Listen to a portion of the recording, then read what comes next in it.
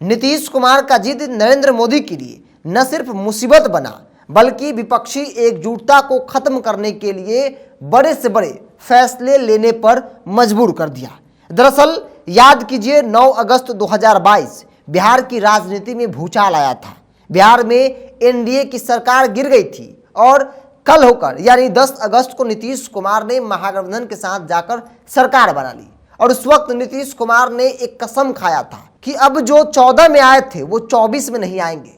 N केन प्राकेन विपक्ष को एकजुट किया जाएगा और नरेंद्र मोदी को सत्ता से बेदखल किया जाएगा।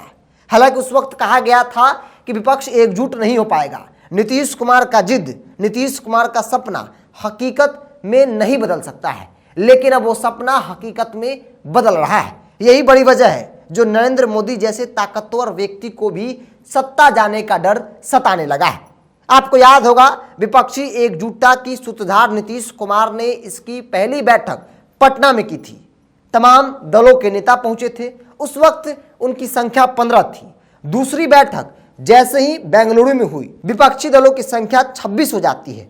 तीसरी बैठक मुंबई में हुई, विपक्षी दलों की संख्या 28 हो जाती है। और ये जैसे जैसे बैठकों का दौर हो रहा है वैसे वैसे नरेंद्र मोदी की दिल की धड़कन जो है वो तेजी से बढ़ता जा रहा है। वजह विपक्षी दलों की मजबूती से एकजुट होना, साथ ही साथ बैठकों का दौर जैसे जैसे चल रहा है, आगे बढ़ रहा है, वैसे वैसे उस गठबंधन में यानी इंडिया गठबंधन में दल और जुड़ते जा रहे हैं। और ये नरेंद्र मोदी के लिए बड़ी मुसीबत हो गया है।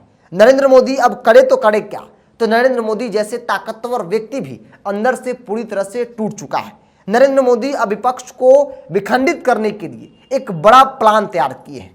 नरेंद्र मोदी ने एक नेशन एक इलेक्शन का प्लान अब तैयार कर लिया है और अब इस प्लान से विपक्षी एकजुटता में दरार भी आ सकती है। जरा सोचिए कि इंडिया गठबंधन में 90 से ज्यादा प्रतिशत जो दल है वो क्षेत्रीय दल है, जिनका अपना अपना है, जिनका अलग अलग राज्यों में मजबूत जनाधार है। उनका मकसद राज्य की चुनाव होता है, यानी कि विधानसभा का चुनाव होता है।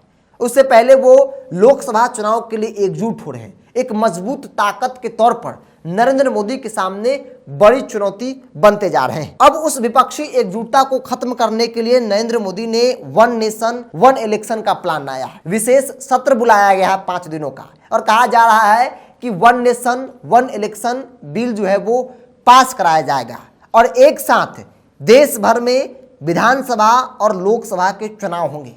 इससे फायदा भाजपा को तो होगा, लेकिन बड़ा नुकसान विपक्षी पार्टियों को भी देखने को मिल रहा है। क्योंकि लोकसभा में तमाम विपक्षी पार्टियों के साथ, क्षेत्रीय दलों के साथ नीतीश कुमार समन्वय स्थापित कर लेंगे, सीट शेयरिंग में कोई दिक्कत नहीं होगा। लेकिन जब बात विधानसभा की आएगी तो आपसी सिर फुटौल शुरू हो जाएगा विपक्षी गठबंधन के नेताओं में।